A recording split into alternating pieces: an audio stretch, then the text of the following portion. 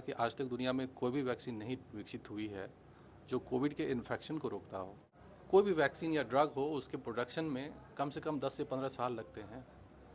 10 से 15 दिन, 10 से 15 महीने में ये नहीं तैयार होता है। पूरे भारत में बच्चों से लेकर नौजवान से लेकर हर उम्र के लोगों की चलते फिरते मौतें अचानक अनएक्सप्लेन्ड बिना किसी कारण के लोगों की मौतें हो रही है। ये कहाँ से हो रहा है? रहे जिन लोगों ने वैक्सीन लगवाई है, उनके मन में सवाल है कि कितने साल तक इसका असर रहेगा? क्या इससे बचने का कोई उपाय है? अगर आप वैक्सीन लगाएंगे तो यूके और भारत में अलग अलग रिएक्शन नहीं होगा। जो रिएक्शन यूके के लोगों में हो रहा है वो भारत के भी लोगों में होगा और हो रहा है। तो कोविड वैक्सीन के बारे में समझना होगा कि क्या ये वास्तव में आवश्यकता थी, यानी कि वैक्सीन के लिए कोविड आया या कोविड के लिए वैक्सीन आया। कि आम लोगों को लगता है कि कोविड वैक्सीन लगा दो क्योंकि अब कोविड नहीं होगा मुझे। ये सबसे बड़ी गलतफहमी थी जो सरकार, मीडिया और पूंजीपतियों द्वारा फैलाई गई। जब वेव नहीं आया होता और तब अगर आप कोई वैक्सीन लगाते तो उसका वाकई में फ़ायदा होता। यानी मान लीजिए चाइना में हो रहा है और आपके पास वैक्सीन है, आपने वैक्सीन लगा दिया तो आपके लोगों को नहीं होगा। उस समय आपदा के अंदर अवसर तलाशा गया, और अवसर किसके लिए? अपने के लिए, अपनों के लिए, जिसका प्रमाण जो है अभी आपको इलेक्टोरल बॉन्ड के रूप में वैक्सीन के जो प्रोड्यूसर थे उसके 50 करोड़ के डोनेटर के रूप में आपके वाइट पेपर हैं। यानी इस देश की जनता के साथ छल करने के लिए। आपके पास नौजवानों की भी तादाद बढ़ रही है जो मरीज़ आ रहे हैं। क्या वैक्सीनेशन के बाद कुछ ऐसा कुछ आप देख तो WHO में सब ईमानदार बैठे हुए हैं, आपको ऐसा लगता है?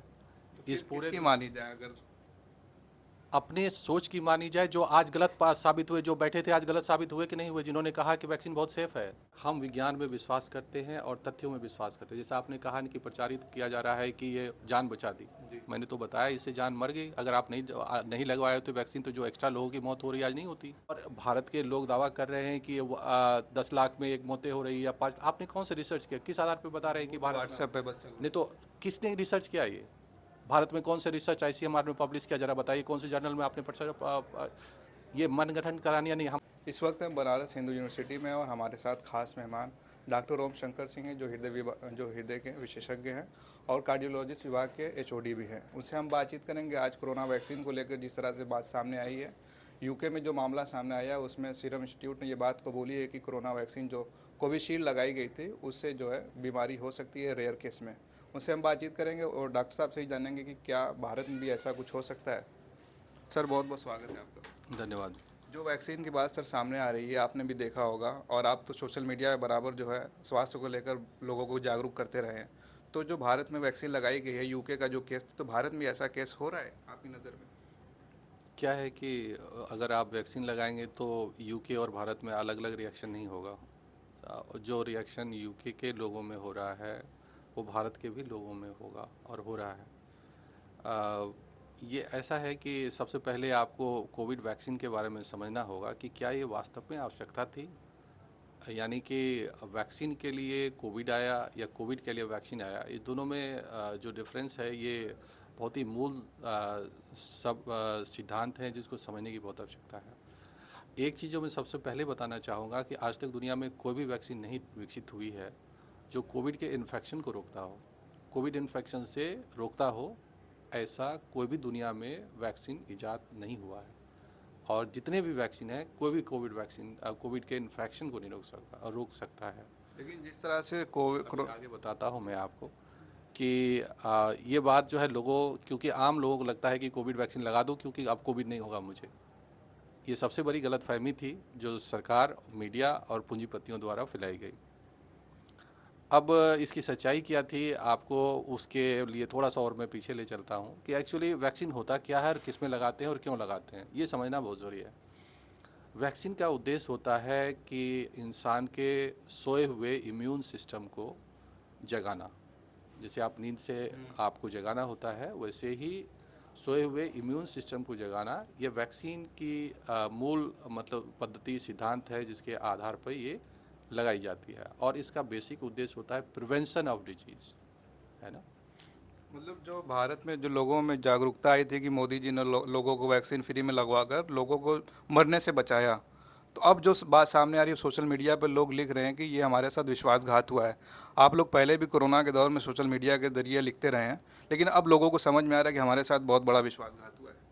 सब मैं एक-एक करके बता रहा हूँ। आप आगे का प्रश्न पूछ रहे हैं, पहले मैं बेसिक ये समझाना चाह रहा हूँ कि एक्चुअली वैक्सीन होता क्यों है और किसको लगाया जाता है, फिर मैं आपको बताऊँगा कि इसकी आवश्यकता थी या नहीं थी, वो अपने आप खुद आप समझ जाएँगे और सुनने वाला जो आपके श्रोतागण हैं, खुद समझ में आ जाएगा। सोए हुए लोग को जगाना है, लेकिन जगे हुए लोग को कोई जगा सकता है क्या? आम लोग गाँव में कहते हैं कि भैया ये तो जगल हो, इनके जगे हुए आदमी को कैसे जगाएँ? समझ रहे हैं? तो इस देश में और पूरी दुनिया में सबसे पहले कोविड वेव आया, वैक्सीन उसके बाद आया। यानी कि जब वेव नहीं आया होता और तब अगर आप कोई वैक्सीन लगाते तो उसका वाकई में फ़ायदा होता। यानी मान लिया चाइना में हो रहा है और आपके पास वैक्सीन है, आपने वैक्सीन लगा दिया तो आपके लोगों को नहीं होगा। नहीं होगा। ये सिद्धांत था, ये सिद्धांत होता, लेकिन ऐसी कोई दुनिया में वैक्सीन ही नहीं बनी जिससे आपको कोविड इन्फेक्शन नहीं होता। मतलब वो भी बिल्कुल ही आपकी गलत अवधारणा होती। ठीक है। अब दूसरी बात बताते हैं कि जो भी आपके जगाने की प्रक्रिया है वो दो तरीके से, जो आपके इम्यून सिस्टम दो तरह से जगाए जाते हैं। एक है बाय द नेचुरल इन्फेक्शन, यानी कि नेचुरल तौर पर आपको जिससे प्रिवेंशन करना है, जैसे कोविड वायरस से प्रिवेंशन करना है, तो उसका नेचुरल इन्फेक्शन आपके शरीर में हो जाए और वो आपके साथ जो इम्यून सिस्टम सो रही है उसके साथ लड़े, उसको जगाए और उसके बाद आपका शरीर या तो उसमें विजय पाए या हार जाए और उसका परिणाम या तो आप जिंदा रहेंगे या जिंदा नहीं रहेंगे। ठीक है। तो कोविड का वेव, पहला वेव जब आया, वो भारत में ज़्यादातर लोगों को असर वो उसका हुआ और पहले वेव में ज़्यादातर लोगों के शरीर में वायरस स्वयं, मतलब कंप्लीट वायरस घुस गया अंदर, क्योंकि सांस के थ्रू ये फैलता था, तो उनके शरीर के अंदर चला गया और शरीर की प्रणाली से लड़ा, आपके इम्यून सिस्टम को जगाया और फिर पहले वेव को उसने ज़्यादातर लोगों ने हरा दिया और कुछ लोगों की मौतें हो गई, जो दुखद मौतें हो गई। उसके बाद फिर कुछ दिन के बाद सबसे डिवास्टेटिंग, सबसे खतरनाक वेव आया जिसको हम डेल्टा वेरिएंट के नाम से जानते हैं। और इस डेल्टा वेरिएंट ने शायद ही कोई ऐसा बचा होगा इस देश के अंदर जिसको ये डेल्टा वेरिएंट किसी न किसी फॉर्म में ना हुआ हो। ठीक है। उसमें भी कुछ लोगों की, बहुत लोगों की दुखद मौतें हुई और फिर जो लोग बच गए उनके इम्यून सिस्टम ने, ज़्यादातर लोग बच गए और जिनके इम्यून सिस्टम ने कोविड वायरस को फिर से हरा दिया। यानी कि आपका जो इम्यून सिस्टम था, जिस वैक्सीन का जो मुख्य उद्देश्य है आपके इम्यून सिस्टम, सोए हुए इम्यून सिस्टम को जगाना, इसको स्वयं कोविड वायरस ने दो बार आकर जगा दिया। यानी फर्स्ट डोज और सेकेंड डोज पूरी ही तन्मयता से आपने अच्छी तरीके से ले लिया, संपूर्ण रूप में। वैक्सीन में आप छोटी से कणिका या कुछ उसके मॉडिफाइड रूप को लेते हैं, यहाँ साक्षात जो है आप संपूर्ण दर्शन किए और उससे लड़ा और उसको हराया आपने। तो इसकी इम्यूनिटी जो है, कोई भी जो नेचुरल इन्फेक्शन की इम्यूनिटी है, वो जो एंटीबॉडी रिस्पांस आपके वैक्सीन इंड्यूस है उससे हमेशा ही ज़्यादा स्ट्रांग होगा। और इस सिद्धांत को इजराइल के शोध ने स्थापित किया और इस केस में बताया कि जो नेचुरल वायरस से जिनको इन्फेक्शन हुआ है उसकी इम्यूनिटी 6 से 24 गुने ज़्यादा मजबूत है बजाय वैक्सीन के। अब सवाल ये है, जब पूरे भारत के लगभग हर व्यक्ति को ये इन्फेक्शन हो गया, यानी आपके इम्यून सिस्टम को जगा दिया गया नेचुरल इन्फेक्शन के द्वारा, तो ये वैक्सीन कर क्या रहा था? इसकी आवश्यकता कहाँ थी और किस लिए लगाया गया? ये तो पूरी दुनिया में लगाई गई लगभग। तो ऐसा तो है नहीं पूंजीपति सिर्फ यहीं रहते हैं। ऐसा तो नहीं है कि ईमानदार और बेईमान सरकार सिर्फ एक ही देश में होते हैं। सरकार ईमानदार हो, यहाँ सिर्फ बेईमान है, बाकी दुनिया में ईमानदार हो, ऐसा तो नहीं हो सकता है। उसके समर्थक जहाँ भी पूंजीवाद है, और पूंजीवाद नहीं भी, ऐसा नहीं खाली पूंजीवाद अलग अलग तरीके से है, जहाँ लोगों के उनको पैसा चाहिए। आपने एक बहुत ही फेमस नारा दिया गया था उस समय, जिस समय इस देश में लोग पीड़ा और उत्पीड़न के शिकार थे, इस वायरस से लोगों की मतलब असमय मौत हो रही थी। उस समय हमारे जो सब सर्वे सर्वा हैं माननीय जी, उन्होंने कहा कि ये जो महामारी है इसमें अवसर तलाशी है, आपदा में अवसर। आपदा में अवसर। तो उस समय आपदा के अंदर अवसर तलाशा गया, और अवसर किसके लिए? अपने के लिए, अपनों के लिए। और जिसका प्रमाण जो है अभी आपको इलेक्टोरल बॉन्ड के रूप में वैक्सीन के जो प्रोड्यूसर थे उसके 50 करोड़ के डोनेटर के रूप में आपके वाइट पेपर हैं, यानी इस देश की जनता के साथ छल करने के लिए, अपने व्यक्तिगत लाभ या पार्टी के व्यक्तिगत लाभ के लिए आपने पैसे लिए। ये प्रमाणित है, इसमें किसी के कहने को ये आरोप नहीं है। उसके बाद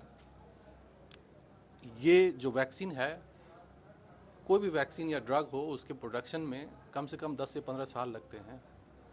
10 से 15 दिन, 10 से 15 महीने में ये नहीं तैयार होता है, क्योंकि लॉन्ग टर्म सेफ्टी आप इस्टेब्लिश 2-4 महीने में नहीं कर सकते। लेकिन उस वक्त माहौल तो बहुत अफरा तफरी का था, तो सरकार और सीरम इंस्टीट्यूट ने मिलकर इस तरह की वैक्सीन बनाई ताकि लोगों की जान बचाई जा सके। सीरम इंस्टीट्यूट ने नहीं बताई, वैक्सीन तो एस्ट्राजेनिका अलग है। वो सीरम इंस्टीट्यूट उसका एक पार्ट है पैसा कमाने वाला। और अफरा तफरी किसने मचवाई और क्यों मचवाई, ये तो आपको जवाब दिया जो आप नहीं समझ पाए। दो डोज तो आपको वैक्सीन का पहले लगा हुआ है, तो कौन से वैक्सीन और लगाना है आपको? किस लिए लगाना है? जब आपके इम्यून सिस्टम जिसको जगाने के लिए आपने वैक्सीन लेना था, आपको आपके इम्यून सिस्टम को पहले ही 2 झकझोर कर जगा दिया गया है 2 वायरस के डोज के द्वारा। तो तीसरा क्या करेगा उसको जगा के? उसके मंजूरी तो WHO ने दी थी, तो WHO में सब ईमानदार बैठे हुए हैं, आपको ऐसा लगता है? तो इस पूरे किसकी मानी जाए? अगर अपने सोच की मानी जाए, जो आज गलत साबित हुए, जो बैठे थे आज गलत साबित हुए कि नहीं हुए? जिन्होंने कहा कि वैक्सीन बहुत सेफ है, वो सेफ कहाँ है? सेफ आज तो मोदी जी का फोटो भी हटा दिया गया। क्यों हटा दिए अगर सही थे तो? आपने पैसे क्यों लिए अगर सही थे तो? आपने रेट कैसे निर्धारित किया वैक्सीन के कि ये 1500 होंगे कि 1200 होंगे कि 700 होंगे कि 200 होंगे? आपने कैसे निर्धारित किया ये रेट? कितना जब बाद में तो फ्री में लगाया गया। फ्री किसका होता है? किसके लिए फ्री होता है? कैसे फ्री हुआ वो? जनता को लगाया। नहीं, जनता क्या फ्री में मिल रहा था उसको? आप जो टैक्स का पैसा देते हो फ्री का होता है वो? हाँ, इनडायरेक्ट देखें तो फ्री नहीं है। आपको पता है हमारे जैसा आदमी 20% अपनी सैलरी सिर्फ टैक्स में दे देते हैं, तो आपको लगता है ये फ्री है? हम अपने खून की कमाई देते हैं सरकार को, सरकार चलाने के लिए कि उससे कंपनी को पैसा पहुंचाने के लिए। फ्री किसका है? क्या सरकार किसी पार्टी ने अपने पॉकेट के फंड से निकाल के दिया था? किसका free? We are the tax payer, हम टैक्स पेयर हैं, आम जनता पैसा देती है, और उसी के पैसे का एक हिस्सा आपने दे दिया तो फ्री बता रहे? क्या चीज़ फ्री है? हमने पैसा पे किया है, नथिंग इज फ्री। जनता तो यही समझ रही है कि नहीं, मोदी जी ने सबको समझा दिया। तो कुछ भी सकते हैं, लेकिन ये फ्री नहीं है। आपने इसके लिए पैसे दिए हैं, आम जनता, उसके टैक्स का पैसा का दुरुपयोग हुआ है। अब तो चुनाव में भी प्रचार किया जा रहा है कि मोदी जी ने हम लोगों को कोरोना में मरने से बचाया, अब उन्हीं को जिताना है। प्रचार किया है, किया जा रहा है अभी भी। प्रचार तो देखिए, एक सत्य होता है, एक असत्य होता है। मैंने फैक्ट आपको बताया, अगर इसमें कोई भी चीज़ें मैंने गलत बताई है तो आप उससे प्रश्न पूछिए, और जो कहते हैं कि मैंने बचाई उनसे भी प्रश्न पूछिए कि ये अगर वैक्सीन आप नहीं लगवाए होते तो ये वैक्सीन इंड्यूस डिजीज जो है, जिसको कि वैक्सीन बनाने कंपनी ने खुद मान लिया है, वो बचाने की ही बात होती तो कंपनी ने खुद का क्यों अपने आप को स्वीकार किया कि हम आप जान बचा रहे? तो आपने क्यों बताया कि इनसे मौतें हो सकती है, इससे खून के थक्के जम सकते हैं? आपको इस एपिसोड के बाद पूरे भारत में बच्चों से लेकर नौजवान से लेकर हर उम्र के लोगों की चलते फिरते मौतें अचानक, अनएक्सप्लेन्ड, बिना किसी कारण के लोगों की मौतें हो रही है। ये कहाँ से हो रहा है? क्या शोध किया आपने? कैसे पता चला कि ये वैक्सीन रिलेटेड नहीं है? जब कंपनी ने खुद ही मान लिया है कि वो वैक्सीन से रिलेटेड है, तो कैसे आपने ये मान लिया कि ये वैक्सीन से रिलेटेड नहीं हो सकता है? अच्छा, सबसे बड़ा सवाल ये भी पैदा हो रहा है, जिन लोगों ने वैक्सीन लगवाई है उनके मन में सवाल है कि कितने साल तक इसका असर रहेगा, क्या इससे बचने का कोई उपाय है? क्योंकि बीच में आपने भी बताया अभी बहुत सारी ऐसी मौतें, अभी बनारस में पिछले दिनों एक जिम में एक लड़के की मौत हो गई।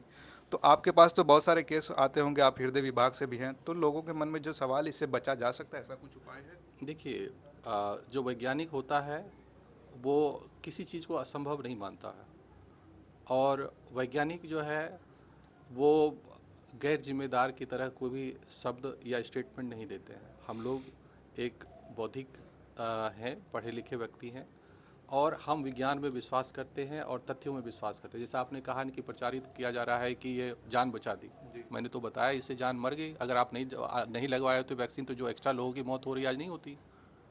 आप कैसे कह सकते हैं बिना शोध के कि ये जान बचाई या जान ले गई? पहले शोध करना होगा इसके लिए। और जो दिख रहा है, जो दुनिया में खुद वैक्सीन कंपनियों ने एक्सेप्ट किया है, वो ये कह रहा है कि बचाई नहीं बल्कि एडिशनल लोगों की जानें गई। और इस पर दोनों ग्रुप में शोध हुए हैं और उसमें पाया गया इजराइल में कि जो आदमी वैक्सीन लिया है और जो कोविड हुआ है, कोविड और वैक्सीन दोनों के ग्रुप को जब एनालिसिस किया तो जो वैक्सीन ग्रुप था उसमें ही एक्सेस मौतें देखी गई। तो मौतें और भारत के लोग दावा कर रहे हैं कि 10 लाख में एक मौतें हो रही है या 5। आपने कौन से रिसर्च किया? किस आधार पे बता रहे हैं कि भारत में? व्हाट्सएप पे बस चल नहीं तो किसने रिसर्च किया? ये भारत में कौन से रिसर्च आईसीएमआर में पब्लिश किया? जरा बताइए कौन से जर्नल में आपने ये मनगढ़ंत करानी या नहीं? हम आईटी सेल का काम। वो सब गलत अवधारणाएं हैं, फॉल्स रूमर है। आप उनसे पूछें कि तथ्य बताइए, मुझे फैक्ट बताइए, कौन से रिसर्च कब पब्लिश किया, किस जर्नल में पब्लिश किया, कहाँ दिखाया आपने, कितने हज़ार, कितने लाख, कितने करोड़ लोगों पे आपने रिसर्च की, आपने औसा में मौत के शिकार हुए कितने लोगों का पोस्टमार्टम किया, उसके कितने लोगों के विसरा को प्रिजर्व किया, उसके कितने विसरा के स्टडी का हिस्टोपैथोलॉजिकल एग्जामिनेशन किया, उसके इम्यूनोकेमिकल एग्जामिनेशन किया। कैसे पता चला कि उनकी मौतें कैसे हो रही है? आपने कोई रिसर्च नहीं किया, कितने में हो रहा है ये बता रहे हैं आप। पहले तो आप इसी कंपनी ने जो अभी झूठ किया है ये मैं आपको बताता हूँ, इसी कंपनी ने 1 साल पहले उसी कोर्ट में कहा था कि नहीं, इससे कोई चीज़ें नहीं होती है। शोधकर्ताओं ने उनको मजबूर किया फैक्ट के द्वारा कि नहीं, मौतें होती है आपके वैक्सीन में, और उस सत्य इतना मजबूत हो गया कि आपको अल्टीमेटली मानना पड़ा। वैसे ही सरकार के को भी सत्य को मानना पड़ेगा कि इससे कितनी की जान बची है ये तो कह नहीं सकते, क्योंकि हमारी जो है इम्यून सिस्टम पहले से 2 नेचुरल डोज ऑफ वैक्सीन से एक्टिवेटेड था। आपके वैक्सीन से एक्सेस मौतें हुई है या आपने जानें बचाई है, ये आपको प्रूफ करना होगा और ये शोध के द्वारा प्रूफ करना होगा, जो कि आज सत्यापित नहीं है। और इस देश की जनता को मैं ये बताना चाहूँगा कि विज्ञान के पास प्रश्न के उत्तर होते हैं, उसमें समय लगता है, शोध होगा।